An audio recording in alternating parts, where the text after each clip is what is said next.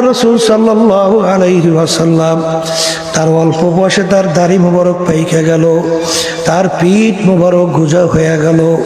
সাহাবায়ে কেরাম বলে, আল্লাহর রাসূল এত অল্প বয়সে আপনার দাড়ি মোবারক কেন পাকলো, পিঠ মোবারক কেন গুজা হইল? আল্লাহ রাসূল সাল্লাল্লাহু আলাইহি ওয়াসাল্লাম বলে, এ আমার সাহাবারা, হরে কথার কথা, আমি যা দেখি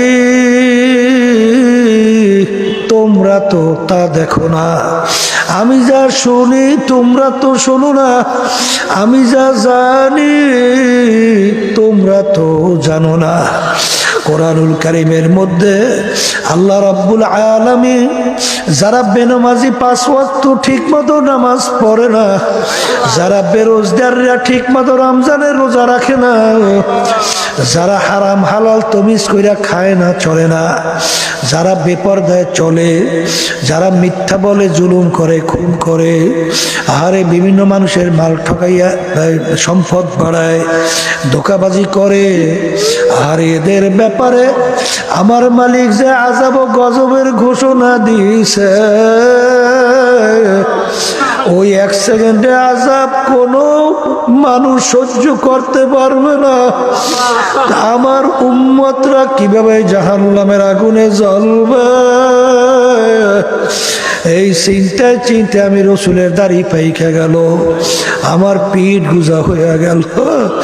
এ আল্লাহর বান্দারা, পর্দা আলে মা বোনেরা, আল্লাহ রাসূল সাল্লাল্লাহু আলাইহি ওয়াসাল্লাম তিনি কিন্তু তার নিজের চিন্তায় দাড়িও পাকে নাই, পিঠ মুবারক গুজা হয় নাই। তোমার আমার চিন্তা আল্লাহর হাবিবের দাড়ি মুবারক পাকলো, পিঠ মুবারক গুজা হয়ে গেল। এ দুনিয়াদার পাগল আমার বাবারা, আমিনু কামা আমানান নাস, তোমরা ঈমান আনো সাহাবায়ে কেরাম যেভাবে ঈমান আনছিল, তোমাদের বিশ্বাসের ধরনটা কেমন হবে? সাহাবায়ে কেরামদের ঈমানের ধরন যেরকম ছিল, বাজা ওমর ফারুক রাদিয়াল্লাহু তাআলা আনহু অর্ধেক দুনিয়ার রাজত্ব করছিলেন, বাংলাদেশের মতো প্রায় 200 দেশের রাজা। বাজা তার ইতিহাস পড়লে দেখবেন আমার মাওলার ভয়, আমার মাওলার আযাব ও গজবের ভয়, আমার মালিকের জাহান্নামের ভয়। কানতে কানতে গালের ভিতরে 2টা দাগ পড়ে গেছিল। লোকেরা বলে, আমি ঔষধ লাগান ভালো হবে। তিনি বলে, আমার সাথীরা কিয়ামতের ময়দানে যখন মালিক জিজ্ঞাসা করবে, ওমর কি আমল নিয়ে আসছো, চিন্তা করে বলছি, মালিক আর কিছু আনতে পারছি কিনা জানি না, তবে তোমার ভয়, তোমার জাহান্নামের ভয়, তোমার আযাব ও গজবের ভয়। গালের ভিতরে কানতে কানতে দাগ পরে নিয়ে আসছি। বাজার ওমর ফারুক রাদিয়াল্লাহু তাআলা আনহু তার ইতিহাস পড়লে দেখবেন অনেক সময় রাস্তা দিয়ে হাঁটতো, ফেজা কুটা নাড়া হাতের ভিতরে উঠাইয়া তাকাইয়া তাকাইয়া 2 চোখের পানি ফালাইয়া কান্দে আর বলে, ও ফেজা কুটা নাড়া, তুই আমার চেয়ে অনেক ভালো,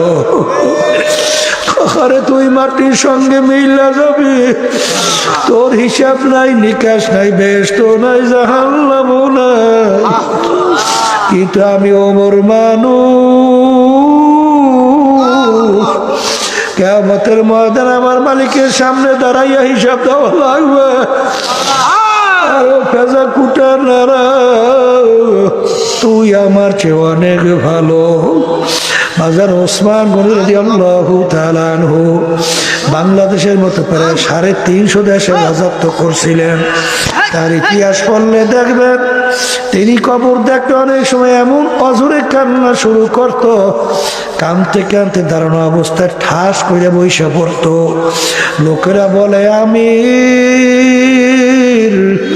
এরকম কবর দেখতে আপনি এরকম কেন অস্থির হইয়া যায়? তিনি বলেন, ও আমার সাথীরা, আখিরাতের যে কয়টা ঘাটি, তার প্রথম নম্বর ঘাটি হইল কবর।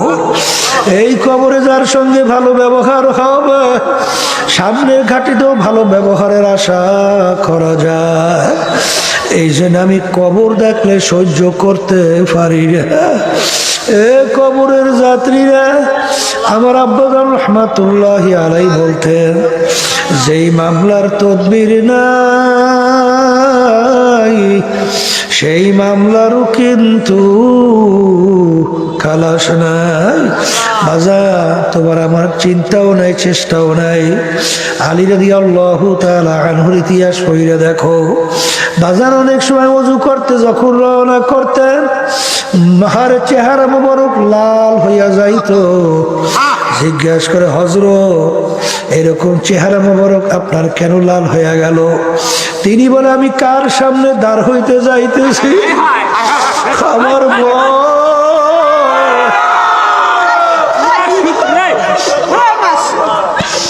এদের ব্যাপারে আল্লাহ রাব্বুল আলামিন কোরআনুল কারীমের ভিতরে বলছেন, তাকশাইরু মিনহু জুলুদুল্লাযীনা ইয়াখশাউনা রাব্বাহুম সুম্মা তালিনু জুলুদুহুম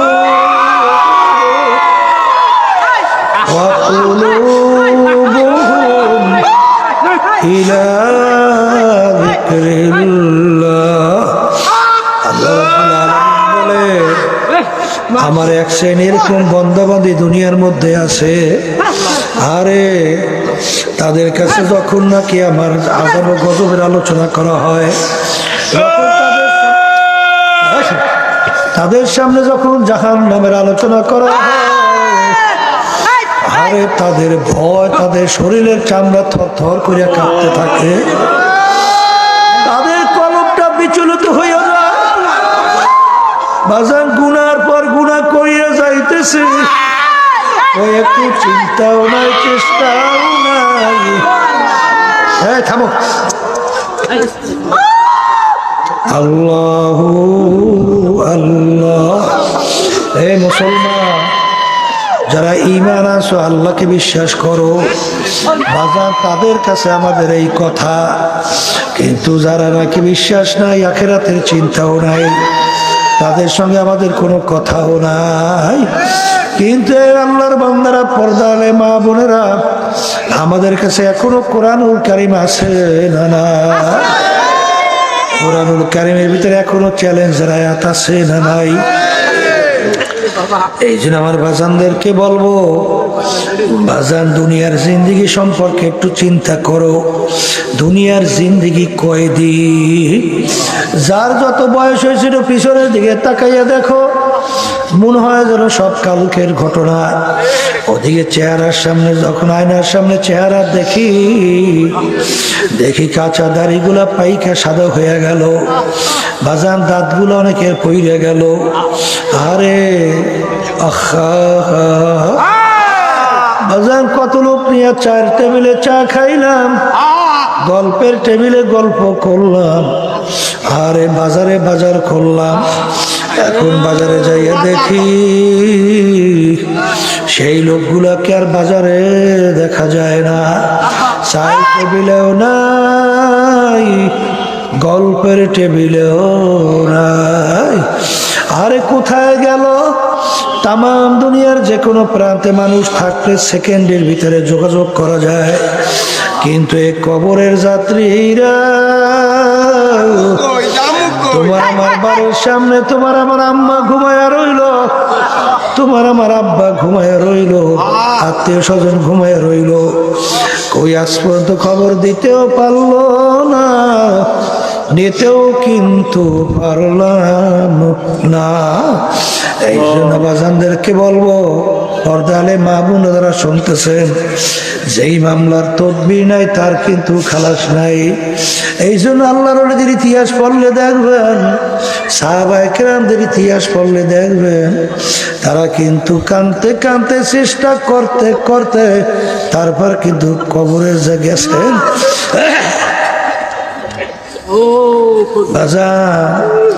আল্লাহু আল্লাহ।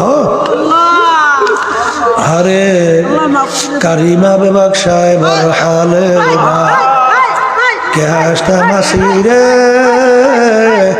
কামান্দে আওয়া। বাজান আসলে তোমার আমার চিন্তাও নাই, চেষ্টাও নাই, কিন্তু বাজান আল্লাহু আকবার, আল্লাহু আকবার। আরে তিনি বলেন আমার মালিক, আমি আমার নফসে আম্মারার জিনজিরে আবদ্ধ হয়ে গেছি। এই বড় বস, সালা বস, আজকে শুরু কর সবই। আল্লাহু আল্লাহ। আসলে তোমার আমার চিন্তাও নাই, চেষ্টাও নাই, কিন্তু যারা চিন্তা করে তারা কিন্তু চেষ্টা করে, চোখেও পানি বাজান বাইয়া বাইয়া টপ টপ কইরা পড়ে। আর যখন তাদের গুনার কথা মনে পড়ে, কবরের কথা মনে পড়ে, যখন কিয়ামতের ময়দানের কথা মনে পড়ে, তখন বাজান আহ হইয়া আমার কি উপায় হবে? এই জন্য আমার ভাই বাজানদেরকে বলবো, পর্দা আলে মা বোনদেরকে বলবো, বাজান মনে করছে আমরা হুজুরেরা কিছু বুঝি না। এ আল্লাহর বান্দারা বুঝা শুনে কিন্তু টুপি মাথায় রাখছি, বুঝা শুনে কিন্তু দাড়ি রাখছি, বুঝা শুনে কিন্তু লম্বা জামা গায়ে দেয়, বুঝা শুনে ফজরের সময় শীতের মধ্যে যখন মুয়াজ্জিন আল্লাহর পক্ষ থেকে দাওয়াত দেয়, আসসালাতু খায়রুম মিনান নাওম, ঘুম হইতে নামাজ ভালো। বাজার অনেক সময় ঠান্ডা পানিতে উজু কইরা পাগলের মতো উঠে মসজিদে দৌড়াই। বাজার রমজান মাসে অনেক সময় গরমের ভিতরে যারা খেত খামারেতে কাজ করে, বাহারে সন্ধ্যার আগে আগে কলিজা শুকাইয়া মনে হয় যেন এক পুষ্করি পানি পাইলে খাইয়ে ফেলবে, কিন্তু বাজান মনে করছো কিছু বুঝি না। আহারে যুবকদের মেয়েদের সঙ্গে আড্ডা মারতে কত মজা, আবার মেয়েরা ছেলেদের সঙ্গে আড্ডা মারতে কত মজা, গান বাজনা বেহায়াপনা চিত্ত বিনোদনে কত মজা। বাজার ক্ষমতা সম্পন্ন দলের সঙ্গে জড়াইয়া মাতুকবাড়ি করতে, সাদাবাজি করতে, টেন্ডারবাজি করতে কত মজা।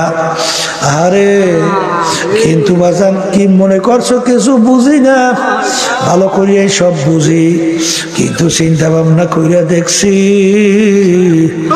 দুনিয়া কিন্তু ক্ষণস্থায়ী, দুনিয়া কিন্তু আরামের জায়গা না। আর দুনিয়া দারুল মেহনে ওয়াল বালা, দুনিয়া হইল কষ্ট ক্লেশের জায়গা, বালা মুসিবতের জায়গা।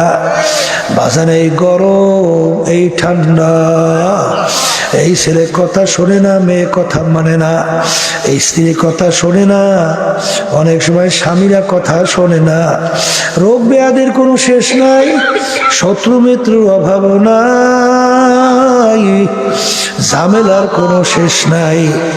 এরকম বলতে বলতে হঠাৎ একদিন ঘোষণা হবে অমুকে আর দুনিয়াতে নাই। এই হলো দুনিয়া,